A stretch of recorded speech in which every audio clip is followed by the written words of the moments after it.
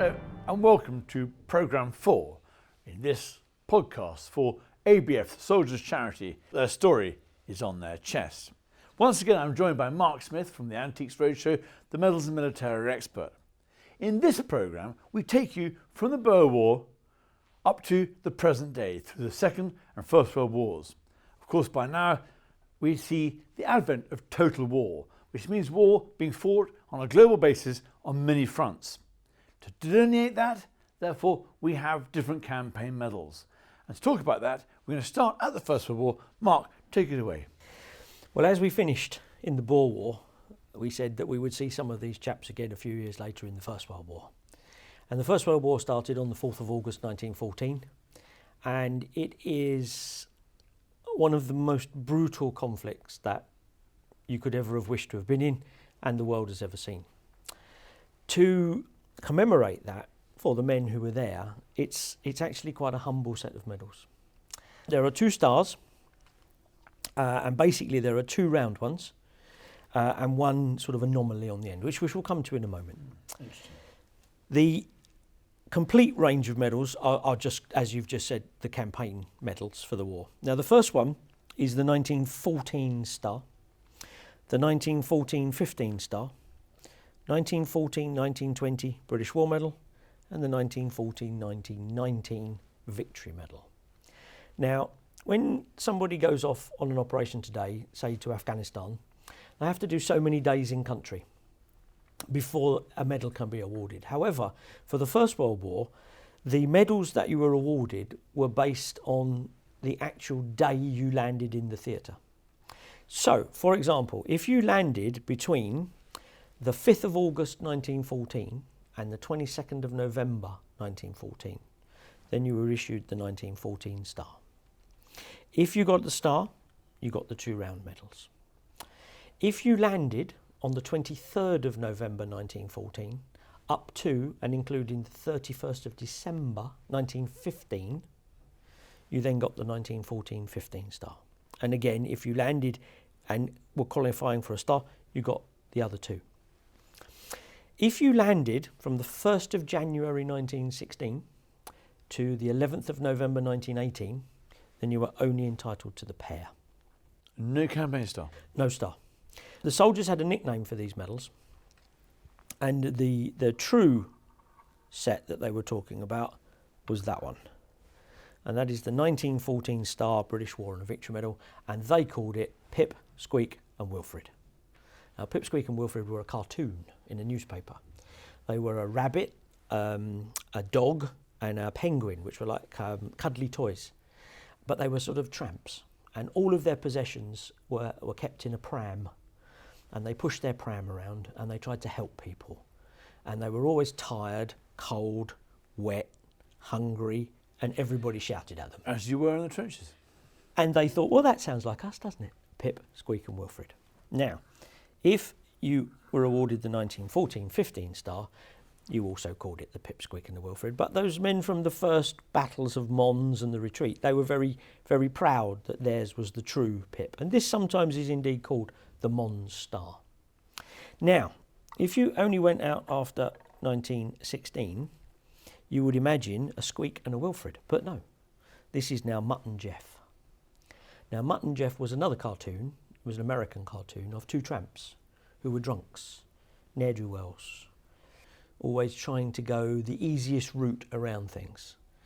And what is really sad about this is that the men who got the stars, that's what they thought of the men who came after them in 16, 17 and 18.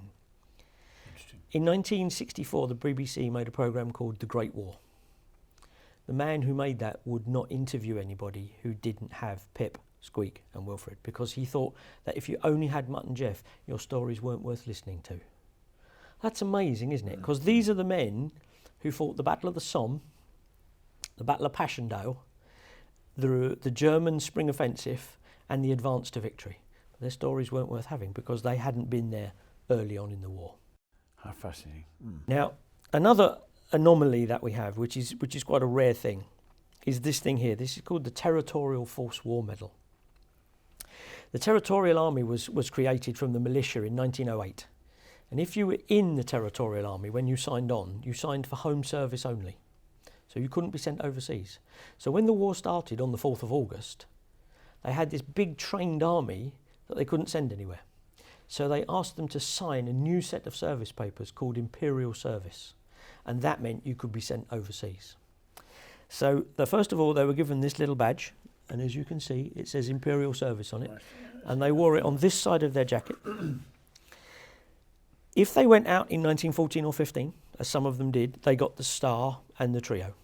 But remember, if you only had a pair, you were despised. You hadn't tried hard enough. So the guys who were already in the army in 14, who didn't go out until 16 because they were training, only got the pair. And they said, well, that's not fair, because we deserve the third medal. Very much so, yeah. So what they did for those men who volunteered on the 4th of August to go overseas, they introduced the Territorial Force War Medal, made of bronze. To give you some idea of rarity, I suppose, this one, the British War Medal, they gave 6.5 million of them during the First World War. That was across the Commonwealth too? Yeah, yeah. This one, 44,000. It's a tiny figure. Yeah. And the guys who wore this badge and that ribbon were something special, because they had been soldiers before the war. They just never got the opportunity to win those 2 stars. Interesting. It's an anomaly, but it's a very important But anomaly. about these 2 stars is they have the same ribbon.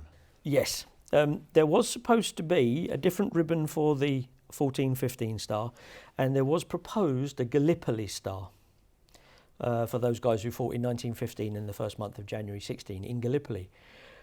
They ran out of money. Simple as that. Yeah. Yep, they ran out of money. Yeah. And just for the detail, how do we delineate? Because the 2 stars to me look very similar. Okay. Well, if you On look the wreath. here, on the middle bit, it says 1914, and here it says 14-15. But here, additionally, it says August and November. So it really ties it down to That those was the first BEF. months. Yeah, the BEF. The first boys out there. They landed 112,000 men strong on the 5th of August, and by the end of November, they'd lost 315,000 casualties. So they wiped themselves out 3 times over, and it's just the reinforcements that came from the Empire, not just Commonwealth jobs, but soldiers who had been posted to India for 10, 12 years. They were brought back to fight in France. Goodness. Yeah. Now, unfortunately, the Great War is great for many reasons, for the terrible carnage, the trenches, everything that we know about. But so many of the guys who were killed, and the girls, bless them, they ended up with no known graves, and we see those incredible memorials out in Belgium, like the Meningate or Thiepval on the Somme, 73,400 names to the missing. But at home, everyone was going to be commemorated somehow. They ran a competition in a newspaper. The competition was won by a man called Edward Carter Preston, and he came up with the design for this thing, which is the bronze memorial plaque. Now this commemorates every soldier, sailor, airman, merchant seaman, nurse from all over the Commonwealth who were killed during the First World War. And unfortunately, the Royal Arsenal at Woolwich in Building 10, which was called the Plaque Factory, made one for each person, and they made 1,333,000 of them. Goodness. Which is a huge number. Huge number, yeah. Dreadful loss. And were they individually inscribed for each person? Each one has his name on here, and it's raised, so each one is individually made for that person. Goodness gracious me. That's quite something, isn't it? Now, when the Great War ended, it says on the back of this medal, the Victory Medal, the Great War for Civilization. And they believed it was the war to end all wars.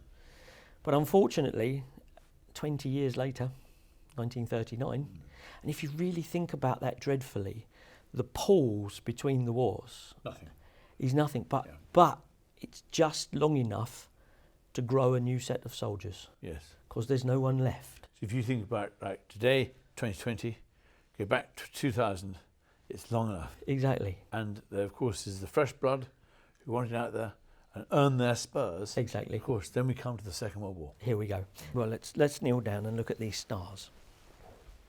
So in World War II, there's basically a set of stars and 2 round medals that represent the whole of World War II. The first one that most people got if they were overseas is the 3945 star. Atlantic, Africa, Aircrew Europe, Italy, Burma, Pacific, France and Germany. Now, the two round ones are the 1939-45 Defence Medal, hardest medal in World War II to get, and then the 1939-45 War Medal. So basically, we win. It's a bit like the Victory Medal from World War I. The Defence Medal is hard to get because you have to spend 3 years in England. And it's not curtailed by death or wound. So if you're a service person and you're a Battle of Britain fighter pilot and you're killed in the Battle of Britain defending England, you don't get the medal because you didn't do 3 years. However, if you're in the Home Guard, ARP, something like that, then that's the medal that they got. Now, the big anomaly about all of these stars is they didn't put their names on them. And that's dreadful, because up to this point, pretty much every medal that we've looked at, as we've seen, has got somebody's name on it. So it's personal to them. But these, no names. Of course, we'll come on to that in the next programme. The box is all important. Absolutely, yeah. We move now to these. So if you grab hold of the other side of the tray for me, if we lift it up, we're going to come a little bit further up in time. So once World War II finished, the next big conflict is Korea, 1950-53. Yes. Yeah. And that's the British medal for Korea. Then we have a time when most of the conflicts that the British Army are involved in are commemorated by a General Service Medal. So we're going right back to that idea of Queen Victoria, of one medal with a clasp that represents the action you're in. So these two here, which the colours most people will be possibly familiar with, this purple, green, purple is 1918 to 62. So it covers all those years and it has these clasps. So this one here is Brunei, for example. 96. There are many of them. Yeah. Palestine 45, 48, also Cyprus. This one is the General Service Medal that goes from 1962 to 2007. And now we have a brand new one, which has a similar coloured ribbon, but it's so new we haven't managed to find one of those yet. Sure.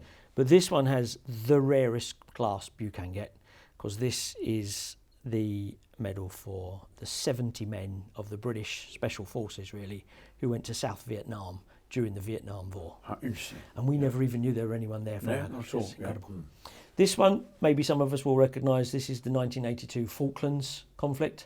With Rosette? With Rosette. Means the holder of that medal was actually there. Means they landed on the island between specific dates. If you were on a ship, you could get this without the Rosette if you were in a certain area. Then we come up to date again with the First Gulf War, Iraq, Operation Telet Medal, and I'm sure lots of people will be familiar with the Operational Service Medal, Afghanistan. The idea of this was that it was going to be exactly the same medal every time, and you just changed the ribbon. So no clasps, just a new ribbon. But almost the second one they ever brought out, they put a clasp on it, and no one knows why. But it's what it is. Again, the ribbons denote the battles that you're in, and there's a whole new podcast we can do just on the ribbons. But there you go, that's brought us right up to date. Mark, thank you so much once again for taking us through the medals of the last century and up to this very present day. The key thing to remember about the medals of the First World War was the horrors that were visited on the soldiers in the trenches. In the Second World War, that created ABF the Soldiers Charity to ensure the welfare and the continuing welfare of our soldiers, our brave men and women who fight to defend our shores and keep us safe and sound in our beds at night. In Programme 5 of this special series, specially prepared for ABF the Soldiers Charity, we talk about what's in a box. So continue to watch us, and I hope you enjoy the next programme.